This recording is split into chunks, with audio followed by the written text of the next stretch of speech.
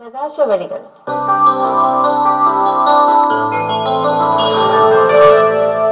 പ്രകാശവഴികളിലേക്ക് സ്വാഗതം. കുടുംബജീവിതം ഏറ്റവും അധികം ചിന്തിക്കപ്പെടുന്ന ഒരു വിഷയമാണ്, ചിന്തിക്കപ്പെടേണ്ട വിഷയവുമാണ്. കാരണം പ്രകാശം അതിന്റെ എല്ലാ അർത്ഥത്തിലും ഏറ്റവും അധികം കോരിച്ചൊരിയപ്പെടേണ്ട ഒരു മേഖലയാണ് കുടുംബജീവിതം. കുടുംബജീവിതം മുഴുവനായി പ്രകാശമാനമായാൽ ആ കുടുംബം മാത്രമല്ല, ആ സമൂഹം മുഴുവനും, ആ രാഷ്ട്രം മുഴുവനും തന്നെ പ്രകാശമാനമാകും. കുടുംബത്തിന് പല നിർവചനങ്ങളുണ്ട്.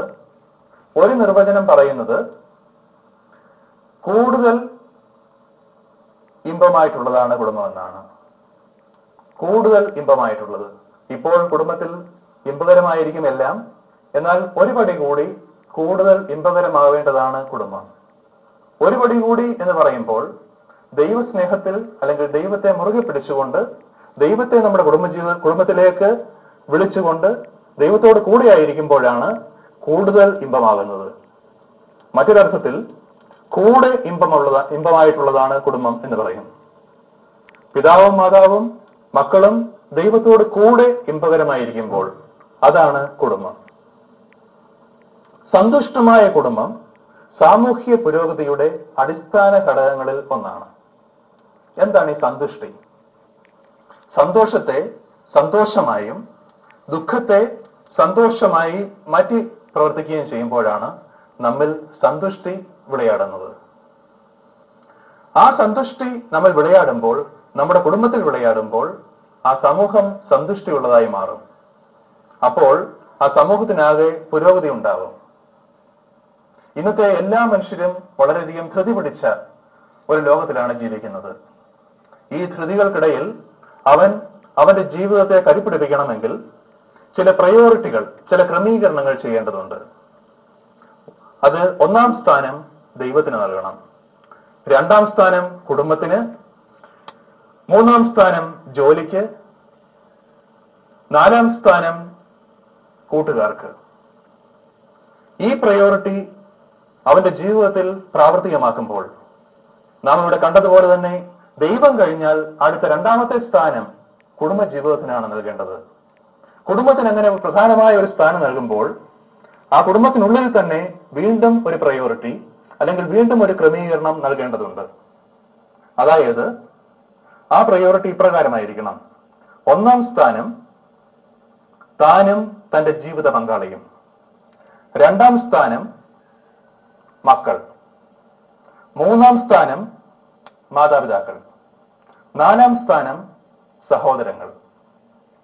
ഇങ്ങനെ ഈ പ്രയോറിറ്റി അല്ലെങ്കിൽ മുൻഗണനാക്രമം ഇതൊരു ക്രമീകരണമാവുമ്പോഴാണ് ക്രിസ്തീയ കുടുംബജീവിതം അതിന്റെ പൂർണ്ണതയിലേക്ക് എത്തിച്ചേരുന്നത്. ക്രിസ്തീയ കുടുംബജീവിതം സമൂഹത്തിൽ ജീവിക്കുന്ന കുടുംബജീവിതമാണ്. അതുകൊണ്ട് തന്നെ അത് അതിൻ്റെതായ പരിപൂർണമായ അർത്ഥത്തിൽ ഈ മുൻഗണനാക്രമങ്ങൾ പ്രാവർത്തികമാക്കുമ്പോഴാണ് അത് വിജയത്തിലേക്ക് പോകുന്നത്. നമുക്കറിയാം, ക്രിസ്തീയ കുടുംബജീവിതത്തിന് ഏറ്റവും ഉദാത്തമായ മാതൃക നസ്രത്തിലെ തിരുകുടുംബമാണ്. നീതിമാനും അതേസമയം തന്നെ പരിപൂർണമായ സമർപ്പണത്തിന്റെ അടയാളവുമായ യോസേഫ് പിതാവ്, സമർപ്പണത്തിന്റെയും സേവനത്തിന്റെയും അടയാളമായ മറിയം, ഇവരുടെ മകനായി ഉണ്ണിയേശു, സ്നേഹം തന്നെയായ ഉണ്ണിയേശു. എന്തു മനോഹരമായ കാഴ്ച! സ്നേഹം തന്നെയായ ഉണ്ണിയേശു, അല്ലെങ്കിൽ ലോകത്തെ മുഴുവൻ നിയന്ത്രിക്കുന്നവനായ യേശു, ദൈവം നിസ്സാരരായ മനുഷ്യർക്ക്, നിസ്സാരരും ബലഹീനരുമായ മനുഷ്യർക്ക്, അവർക്ക് മാതാപിതാക്കൾ എന്ന ഒരു സ്ഥാനം ഉണ്ട് എന്നുള്ള ഒറ്റ കാരണത്താൽ അവിടെ അവർക്ക് വിധേയരായിരിക്കുന്നു. ഇന്നത്തെ ക്രിസ്തീയ കുടുംബജീവിതത്തിലും ഇത് തന്നെയാണ് നടക്കുന്നത്. മാതാപിതാക്കൾ സ്നേഹത്തിൽ ഐക്യപ്പെട്ട് ജീവിക്കുമ്പോൾ ദൈവം അവർക്ക് വിധേയപ്പെട്ട് ജീവിക്കും. എന്തൊരു അത്ഭുതകരമായ കാഴ്ചയാവും അത്! ക്രിസ്തീയ കുടുംബജീവിതം ഭൂമിയിലെ സ്വർഗമാണ്. ഭൂമിയിൽ വേറെ സ്വർഗത്തിന്റെ ആവശ്യമില്ല. നമുക്കറിയാം, സ്വർഗത്തിൽ പിതാവ്, പുത്രൻ, പരിശുദ്ധാത്മാവ് ത്രിയേക ദൈവം, തൃത്വൈക ദൈവം, പരസ്പരം കൂടിക്കലരാനാവാത്ത വിധം, പരസ്പരം വേർതിരിച്ച് മാറ്റാൻ പറ്റാത്ത വിധം ആ തൃത്വൈക ദൈവം. അതേപോലെ തന്നെ ഈ ഭൂമിയിലും പിതാവ്, മാതാവ്, മക്കൾ, തൃത്വം. പിതാവ്, മാതാവ്, മക്കൾ അവർ അവരുടെ ഒപ്പീനിയൻസിൽ, അവരുടെ കാഴ്ചപ്പാടുകളിൽ, അവരുടെ സ്നേഹ ഐക്യത്തിൽ പരസ്പരം കൂടിക്കലരാനാവാത്ത വിധം, പരസ്പരം വേർതിരിക്കാനാവാത്ത വിധം, പരസ്പരം കുറ്റപ്പെടുത്താനാവാത്ത വിധം കൂടിക്കലരുമ്പോഴാണ് കുടുംബം അതിന്റെ മറ്റൊരർത്ഥമായ കൂടുമ്പോൾ ഇമ്പമായ എന്ന അർത്ഥത്തിലേക്ക് കടന്നു വരുന്നത്. ദൈവത്തിന്റെ വലിയൊരു സമ്മാനമാണ് കുടുംബം, വലിയൊരു സമ്മാനമാണ്. പ്രിയപ്പെട്ടവരെ, നമുക്ക് സമ്മാനങ്ങൾ കാണും, സമ്മാനങ്ങൾ ലഭിക്കും. ഓരോ അവസരങ്ങളിലും നമുക്ക് സമ്മാനങ്ങൾ ലഭിക്കാറുണ്ട്. ഉദാഹരണമായി എന്റെ ഈ പേന എനിക്ക് എന്റെ വൈഫും കുഞ്ഞുങ്ങളും എന്റെ ബർത്ത്ഡേക്ക് സമ്മാനമായി നൽകി. ഈ പേന കാണുമ്പോഴൊക്കെ ഞാൻ വളരെ സന്തോഷത്തോടെ അല്ലെങ്കിൽ സ്നേഹത്തോടെ എന്റെ വൈഫിനെയും കുഞ്ഞുങ്ങളെയും ഓർക്കും. ക്രിസ്തീയ കുടുംബജീവിതം ദൈവത്തിന്റെ ഏറ്റവും വലിയൊരു സമ്മാനമാണ്. കുടുംബജീവിതം എന്ന ആ സമ്മാനം കാണുമ്പോൾ, കുടുംബ അംഗങ്ങളെ കാണുമ്പോൾ, ആ സമ്മാനത്തിന്റെ ദാതാവായ പരമപിതാവിനെ നാം ഓർക്കണം, നന്ദിയോടെ ഓർക്കണം. അപ്പോഴാണ് ആ സമ്മാനത്തിന് വിലയുണ്ടാവുന്നത്. അല്ലെങ്കിൽ കുടുംബജീവിതത്തിന് വിലയുണ്ടാവില്ല. അടുത്ത സമയത്ത് കുറെ കുട്ടികൾ അവരുടെ മാതാപിതാക്കളോട് ഒരു പ്രത്യേക സിനിമ കാണിക്കണമെന്ന് ആവശ്യപ്പെട്ടു. അതെന്തുകൊണ്ടാണ് ആ സിനിമ കാണിക്കണമെന്ന് ആവശ്യപ്പെട്ടത് എന്ന് തേടി ചെന്നപ്പോൾ അതിന്റെ കാരണം കണ്ടുപിടിക്കാനായത് ആ സിനിമയുടെ പേരിലോ ഇതിവൃത്തത്തിലോ എവിടെയോ ഫാമിലി എന്ന ഒരു വാക്കുണ്ട്, അല്ലെങ്കിൽ ഫാമിലി എന്നൊരു ഇതിവൃത്തമുണ്ട് എന്നാണ്. കൊച്ചു കുട്ടികൾക്ക് പോലും ഫാമിലി എന്ന വാക്ക്, മുട്ടായി എന്ന് കേട്ടാൽ മധുരിക്കും എന്ന് പറയുന്നത് പോലെ, ഫാമിലി എന്ന വാക്ക് കേൾക്കുമ്പോൾ അവരുടെ ഉള്ളിന്റെ ഉള്ളിൽ ഒരു ചെറിയ മുട്ടായി അലിഞ്ഞു ചേർന്ന രീതിയിൽ ചെറുതായി മധുരിക്കും. കൊച്ചു കുട്ടികൾക്ക് മാത്രമല്ല, എല്ലാവർക്കും മധുരിക്കണം. ഇതാണ് കുടുംബജീവിതത്തിന്റെ വേറൊരു അർത്ഥം നമുക്ക് കാണാൻ സാധിക്കുന്നത്. ഒരു കൊച്ചു കുട്ടിയോട് ചോദിച്ചു, how can you define family? അപ്പോൾ ആ കുട്ടി പറഞ്ഞു, father, mother, I love you. FAMILY, father, mother, I love you.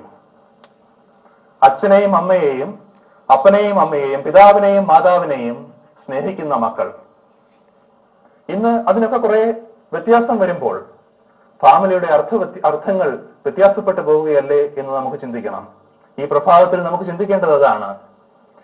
പലപ്പോഴും മൂല്യ അധിഷ്ഠിതമല്ലാത്ത ഫാമിലി, അതിൽ നിന്നും ഒരു വ്യത്യാസമാണ് നമുക്കുണ്ടാവേണ്ടത്. പ്രാർത്ഥനയാണ് കുടുംബത്തിന്റെ അടിത്തറ. കുടുംബജീവിതത്തെ, മാതാപിതാക്കളെയും മക്കളെയും കുടുംബജീവിതത്തെ ആകമാനം ഒട്ടിച്ചു വെക്കുന്ന പശയാണ് പ്രാർത്ഥന. പ്രാർത്ഥിക്കുന്ന കുടുംബം ഒരുമിച്ച് നിൽക്കും. ഒരുമിച്ച് പ്രാർത്ഥിക്കുന്ന കുടുംബം ഒരുമിച്ച് നിൽക്കും. നമുക്കറിയാം, പ്രഭാതത്തിലും പ്രദോഷത്തിലും മാതാപിതാക്കളും കുഞ്ഞുങ്ങളും ഒത്തൊരുമിച്ച് പരസ്പരം കൈകോർത്ത് പരമപിതാവിനോട് പ്രാർത്ഥിക്കുമ്പോൾ അവരുടെ ഹൃദയ ഐക്യം അവിടെ വെളിവാകുന്നു. അതിനോടൊപ്പം അവരുടെ ഫിസിക്കൽ അറ്റാച്ച്മെന്റ്, പരസ്പരം കൈകോർത്തിരിക്കുന്നതിനാൽ ആ ഫിസിക്കൽ അറ്റാച്ച്മെന്റും അവിടെ വെളിവാകുന്നു. അതിനോടൊപ്പം തന്നെ കുടുംബ ഐക്യവും വെളിവാകുന്നു. അപ്പോൾ നമുക്ക് ദർശിക്കാനാവും പരമപിതാവായ ദൈവം തന്റെ അനുഗ്രഹമാരി അവിടേക്ക് കോരിച്ചൊരിയുന്നത് നമുക്ക് ദർശിക്കുവാനാവും. പ്രിയപ്പെട്ടവരെ, സ്വാമി വിവേകാനന്ദൻ പറഞ്ഞു, വിശ്വസ്തതയാണ് ഈശ്വരാരാധനയുടെ കാതലായ അംശമെന്ന്. അദ്ദേഹം മറ്റൊരിക്കൽ പറയുകയുണ്ടായി, സുഗന്ധമില്ലാത്ത പുഷ്പം നാം വെളിയിൽ എറിഞ്ഞു കളയുന്നത് പോലെ വിവേകമില്ലാത്ത മനുഷ്യൻ വെളിയിൽ എറിഞ്ഞു കളയപ്പെടും എന്ന്. ഇതൊക്കെ കുടുംബജീവിതത്തിൽ നമുക്ക് ഓർത്തിരിക്കേണ്ടതായ കാര്യങ്ങളാണ്. നാം വിശ്വസ്തരായിരിക്കണം, ഒപ്പം വിവേകമുള്ളവരായിരിക്കണം. ഈ പ്രഭാതത്തിൽ നാം കുടുംബജീവിതത്തെ പറ്റി ആലോചിക്കുമ്പോൾ, കുടുംബജീവിതവുമായിട്ട് ഒരു വിധത്തിലല്ലെങ്കിൽ മറ്റൊരു വിധത്തിൽ ബന്ധപ്പെട്ടുകൊണ്ടിരിക്കുമ്പോൾ, നാം തന്നെ കുടുംബജീവിതത്തിൽ നിന്നും രൂപീകൃതമായി